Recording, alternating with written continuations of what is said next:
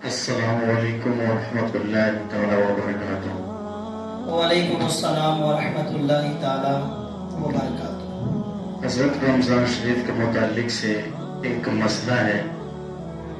مسئلہ یہ ہے حضرت کہ زید صحت مند ہونے کے باوجود روزہ نہیں رکھتا ہے، اور اس سے جب یہ بات کہی جاتی ہے کہ تم روزہ کیوں نہیں رکھتے ہو، تو وہ یہ جواب دیتا ہے کہ میں مزدوری کرتا ہوں اور تھک جاتا ہوں، جس کے بنا پر میں روزہ نہیں رکھ سکتا ہوں۔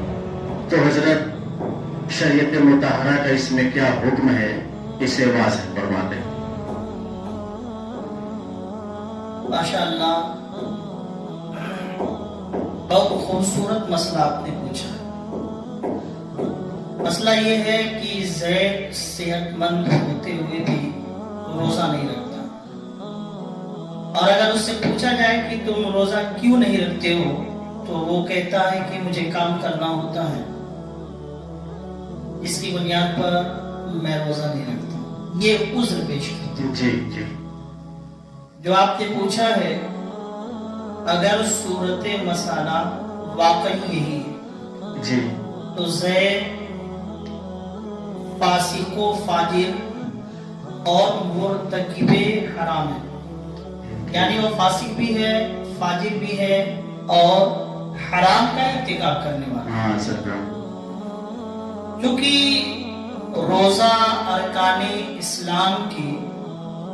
اسلام میں سے ایک اہم رکن ہے، بے شک۔ جی حضرت۔ اور اس میں یہ عذر پیش کرنا کہ مجھے کام کرنا ہوتا ہے، کمائی کرنی ہوتی ہے، اس وجہ سے ہم روزہ نہیں رکھتے ہیں، یہ عذر پیش کرنا، یہ عذر شرعی ہے ہی نہیں۔ جی بلکہ اس کے بارے میں شریعت کا یہ حکم ہے کہ اگر رمضان شریف کے مہینے میں آپ کو سخت کام کرنا، مان لیجیے دھوپ میں آپ کو کام کرنا، جی تو فقہا نے یہ فرمایا کہ رمضان کے مہینے میں آپ اپنے کام کو تھوڑا کم کر دیں۔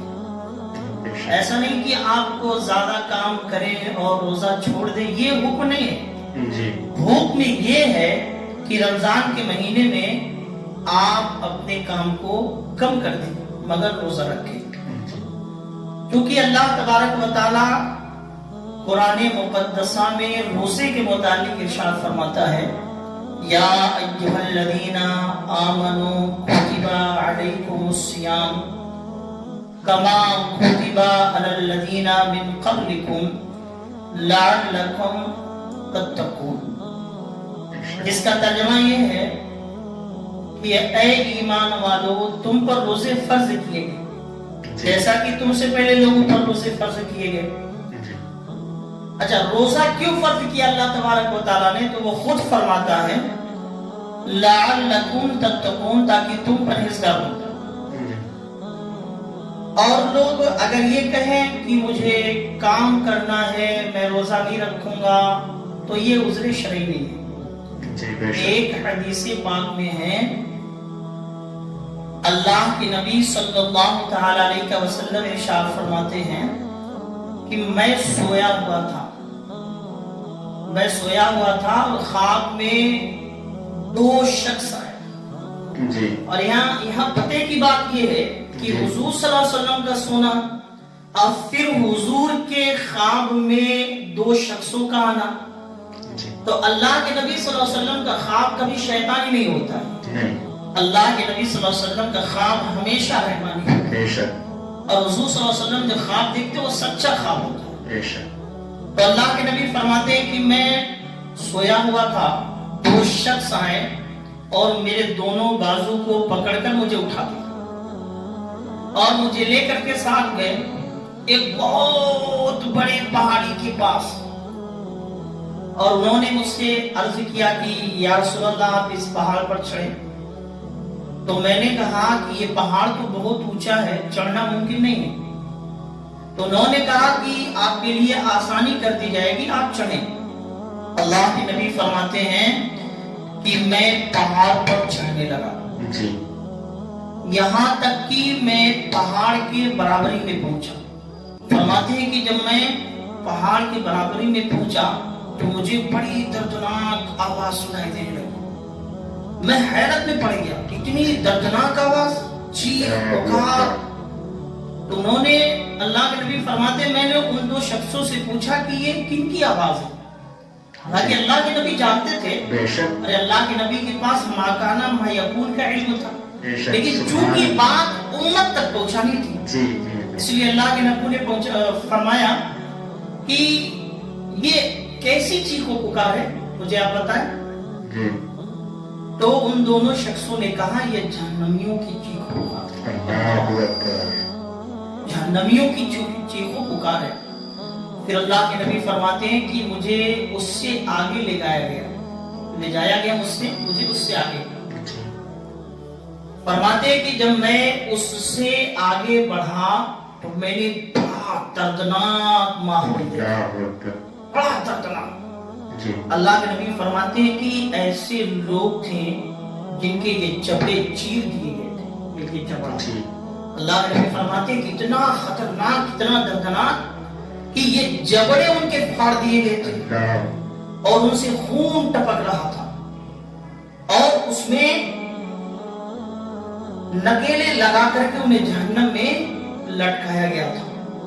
اللہ کے نبی فرماتے ہیں کہ میں دیکھا اور میں دنگ رہ گیا.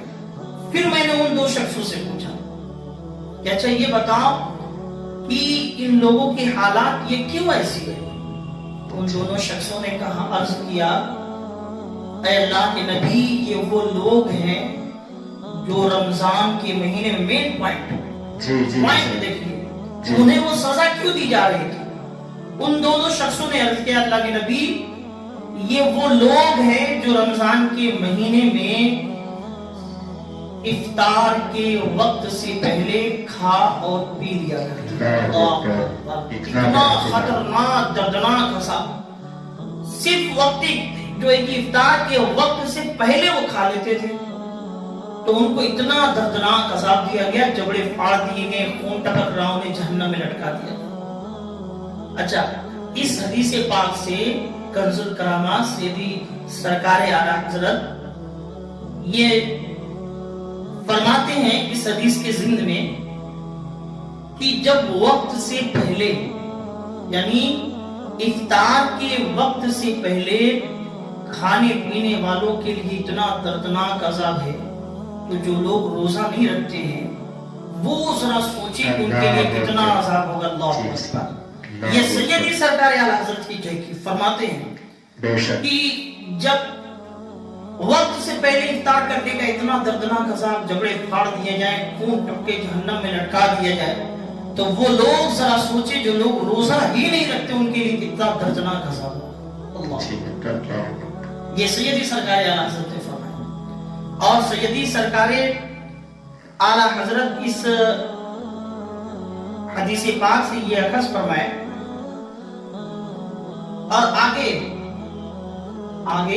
فتاوی رضویہ میں یہ ذکر ہے کہ جو لوگ کہتے ہیں کہ ہمیں کام کرنا ہوتا ہے, ہم روزہ نہیں رکھ پاتے ہیں, تو سیدی سرکار اعلیٰ حضرت نے فتاوی رضویہ شریف میں لکھا ہے کہ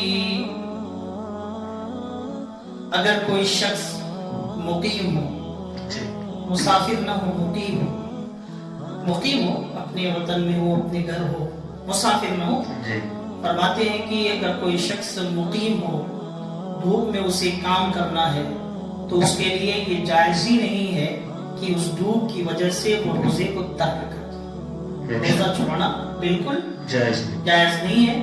آپ نے جو مسئلہ پوچھا اس کا خلاصہ یہی ہے, زید جو کام کا بہانہ کرتا ہے, عذر پیش کرتا ہے, وہ عذر شرعی نہیں ہے, اور ہر حال میں اس کے اوپر روزہ فرض ہے.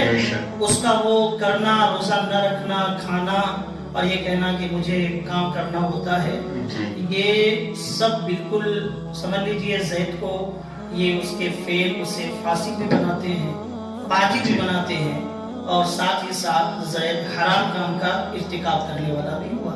واللہ اعلم بالصواب.